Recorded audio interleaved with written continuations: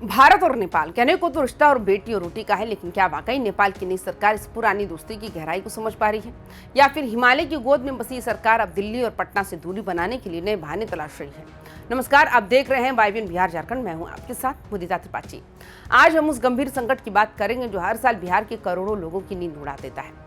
सियासत के गलियारों में नेपाल के साथ कई मुद्दों पर तनातनी चल रही है। नक्शे से लेकर नागरिकता तक विवादों की एक लंबी फेहरिस्त है, लेकिन सबके बीच एक ऐसी समस्या है जो न तो सरहद देखती है और न ही सरकार। वो है नेपाल से उतरती नदियों का तांडव, जो बिहार के आंगन में हर साल मौत और तबाही का मंजर लिख देती है। कोसी और गंडक का वो खौफनाक पानी जो देखते ही देखते आशियानों के मलबे में बदल देता है। नेपाल की नई सरकार शायद इन रिश्तों को उतनी तवज्जो ना दे, लेकिन बिहार खामोश बैठने वालों में से बिल्कुल भी नहीं। अब इस संकट से निपटने के लिए बिहार सरकार ने खुद एक बड़ी पहल की है, और यकीन मानिए इस बार की ये कोशिश काफी अलग है।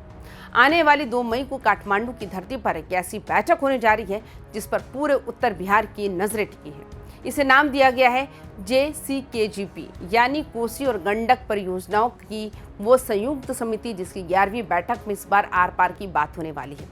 सोचिए, जब बिहार के जल संसाधन विभाग के प्रधान सचिव संतोष कुमार मल्ल अपने साथ इंजीनियरों और विशेषज्ञों की भारी भरकम फौज लेकर काठमांडू पहुंचेंगे, तो टेबल पर सिर्फ फाइलें नहीं होंगी, बल्कि बिहार के उन लाखों किसानों और परिवारों का दर्द होगा जो हर साल बाढ़ की भेंट चढ़ जाते हैं। सस्पेंस इस बात का है कि क्या नेपाल इस बार सहयोग का हाथ बढ़ाएगा। एजेंडा तो बहुत बड़ा है। कोसी बैराज के दोनों तरफ हो रहा मिट्टी का कटाव, पश्चिमी मुख्य नहर के गेटों का संचालन और नेपाल के इलाके में अतिक्रमण की वो समस्या जिसने पूरी परियोजना को सालों से जकड़ रखा। सिर्फ यही नहीं, इस बार बात गंडक परियोजना की उन जमीनों पर भी होगी जिन पर अवैध कब्जे हो चुके हैं और जिनकी वजह से खेती वाली जमीनें दलदल में तब्दील हो रही है।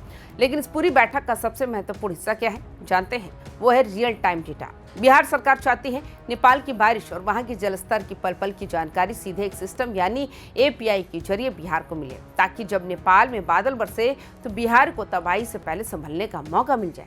सवाल वही है, क्या काठमांडू में होने वाली मुलाकात महज एक कागजी औपचारिकता बनकर रह जाएगी, या फिर इस बार सम्राट चौधरी की सरकार और केंद्र की जल शक्ति मंत्रालय की टीम नेपाल को ये समझाने में कामयाब होगी कि अगर नदियां साझा है तो सुरक्षा की जिम्मेदारी भी साझी होनी चाहिए।